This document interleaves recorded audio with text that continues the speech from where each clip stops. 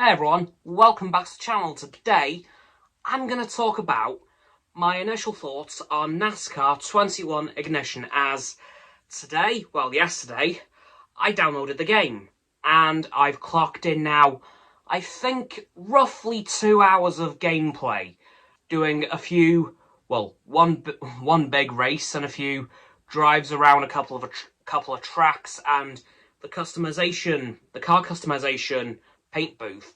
So, I've got to say, the game has a lot of promise.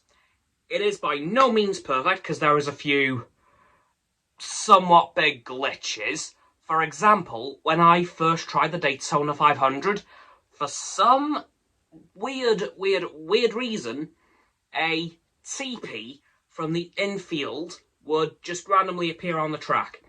Every time I crossed the start-finish line, at the end of every lap, a TP would just appear on the track. Don't know why. It wasn't physically there. I could drive straight through it. It just showed up. So I'm not sure if that was a particular glitch with Daytona. Be a real big shame if that was the case, because Daytona is probably the most iconic track in NASCAR history. And of course, hosting the Daytona 500, the first race of every single NASCAR season, for a long time, I believe. I'm not too sure. I'm not too familiar on the history of NASCAR on the tracks, so I'm still fairly new to it, really. But I've got to say, this game, it has had a few bugs, but the driving is incredible. Like, the cars are so nice to handle, it's insane.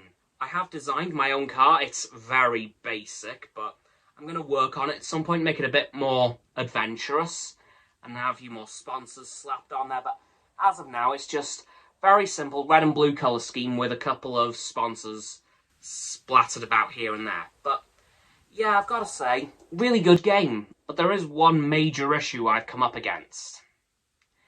If you're on a track that has grass on the infield, and you blow a tyre, and you land on that grass, have fun being stuck.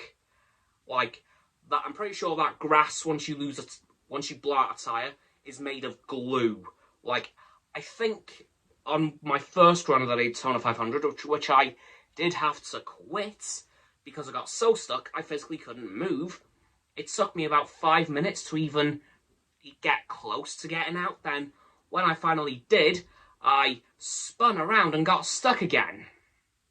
So I had to ditch my first Daytona 500 attempt, and on my last, I was actually leading for a few laps, thanks to a humongous pileup of, I roughly, very quickly counted, around 15, 16 cars. So, very similar number to the massive crash that happened in the actual Daytona 500 last year. So yeah, that's how I ended up in the lead of that. But then, within the last 3 laps, I was knocked back down to 4th, because there was, the 4 cars behind me somehow got very quick very quickly. So, they whizzed past me with little to no issue. I held up Kyle Larson for a good chunk of the last lap, but he pipped me to 4th place right at the end, so I ended up in 5th. And I thought, you know what? For my first full Daytona 500 run, that ain't too bad, because, of course, my prior attempt had to be ditched because I got completely beached in the grass on the infield. So, yeah, definitely going to have to work on that. I'm definitely going to be trying a few more runs over the next couple of weeks, try and perfect it a little bit. I'm trying to figure out the best setup for certain track sizes as well, because you have the loose settings, or understeer, as it's known in the UK and Formula 1, or tight settings, or oversteer, as it's known in F1 terms. So yeah, I'm leaning towards the looser end on Daytona, and I assume other international speedways such as that. But as for the short tracks, the tighter setup seems to be a little bit better, because the tracks are a lot shorter and the turns are a lot tighter. So I'm definitely going to have to start figuring out what's best. As for the road courses, I haven't run any yet, but I'm going to hazard a guess that the standard setup is probably going to be the best, although I could be proven completely wrong. But yeah, I'm definitely going to have to put some more hours into this game. I'll give you guys a more in-depth thoughts video when I have a bit more practice in the game and know a hell of a lot more. I haven't truly tried multiplayer yet because I can't seem to get a full multiplayer lobby going. Like, it's only 2 very small modes, and I'm just not sure why that happened. But yeah, gotta say, really good game. Definitely some room for improvement in terms of bugs and the grass well and truly ruining my day. But hopefully they'll fix the whole TP glitch in the middle of the track at some point and hopefully make the grass a bit less like glue.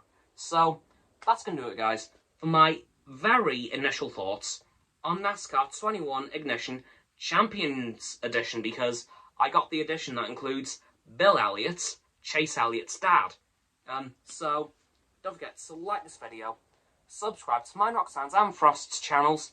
The links are in the description. My sub button is down there. Yeah, that big red one, unless you've already subbed, then it's grey. Mine's flat, by the way. And once you've done that, don't forget to click all 3 of our icons to get all 3 sets of our notifications. Comment as well, because why not? And let me know what you think of NASCAR 21 Ignition, or if you haven't got it already, if you're going to get it, based on what I've said in this video. Again, bear in mind there is a few things to be aware of, including the glitches. Once you've done that too, don't forget to follow me on all my social medias. They'll be in my link tree in the description. Don't forget as well to follow Roxanne on her blog and Frost on his Instagram. The links are also in the description below my link tree. And lastly, of course, don't forget to share this video with all of your friends so they can join the infinite loop of liking, subscribing, commenting, following, and sharing, and around and around and around that loop. And I'll see you guys tomorrow with another video. Goodbye!